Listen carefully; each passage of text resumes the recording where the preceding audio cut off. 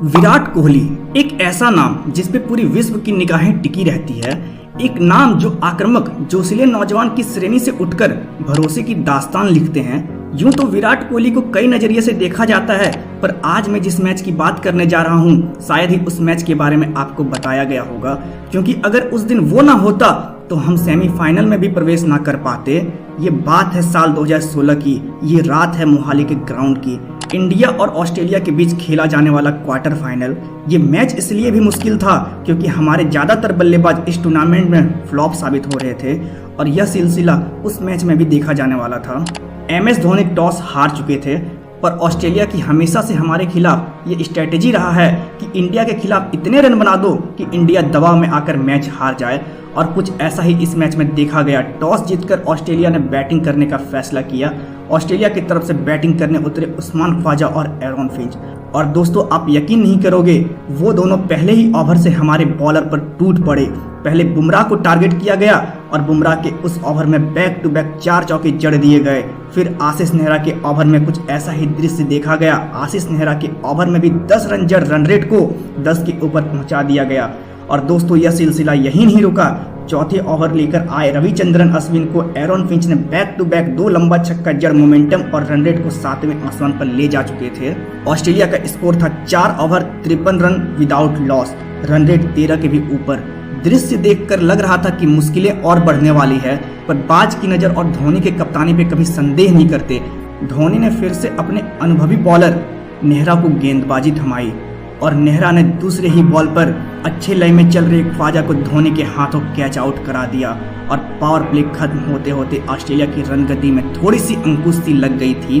और उसी बीच अश्विन ने वार्नर को धोनी के हाथों स्टंप करा ऑस्ट्रेलिया को एक और झटका दे दिया। दोस्तों अब मैच की मोमेंटम भारत की तरफ झुकते हुए नजर आ रही थी और ऑस्ट्रेलिया ने 20 ओवर में महज 160 रन ही बना पाई थी। दोस्तों हम खुश तो बहुत थे, पर आगे आने वाली कठिनाइयों से हम जरा भी वाकिफ नहीं थे। अब बारी थी इंडिया की बैटिंग की। इंडियन टीम की सलामी जोड़ी शिखर धवन और रोहित शर्मा क्रीज पर पहुंचे और उन दोनों ने बड़े ही चालाकी से पारी की शुरुआत की। 3 ओवर खत्म होने के बाद इंडिया का स्कोर था 18 रन विदाउट लॉस और अब रन रेट को आगे ले जाने की बारी थी और ये जिम्मा शिखर ने अपने कंधे पर उठाया। पर अफसोस कुल्टर नाइल की 5वीं बॉल पर शिखर की बॉल खड़ी हो गई और उन्हें ख्वाजा के हाथों आउट करा दिया।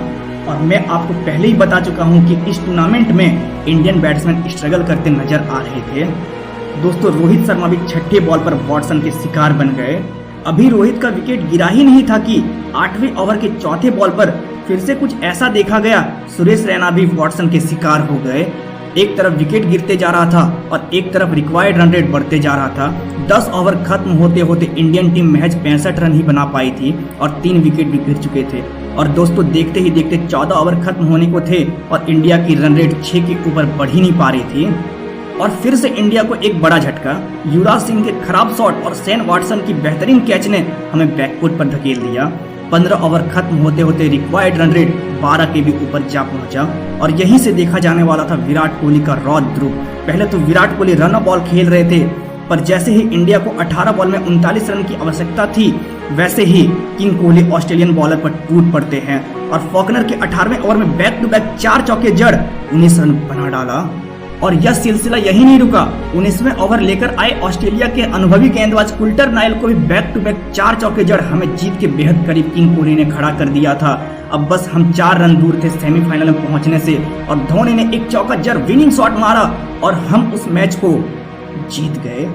दोस्तों एक तरफ विकेट की लड़ी लगते जा रही थी और एक तरफ विराट कोहली अकेले मैदान पे खड़े थे और सभी क्रिकेट प्रेमियों की नजर विराट कोहली पे टिका था। इसीलिए कहते हैं ना विराट की तरह कोई आया था और ना कोई आ सकेगा।